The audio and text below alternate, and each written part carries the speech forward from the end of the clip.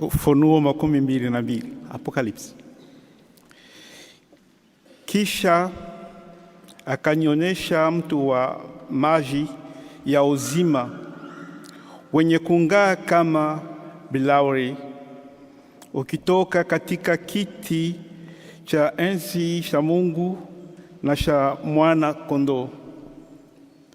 Katika ya njia kuu yake na upenda huu na upande huu wa ule mto ulikuwapo mti wa uzima uzao matunda aina 12, wenye kutoa matunda yake kila mwezi.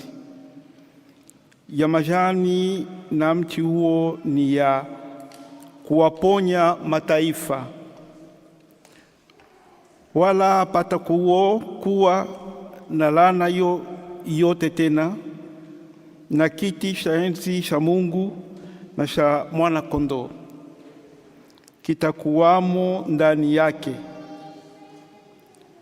na watumwa wake watamtumikia, nao watamuona uso wake, na jina lake litakuwa katika vipaji vya nyuso zao.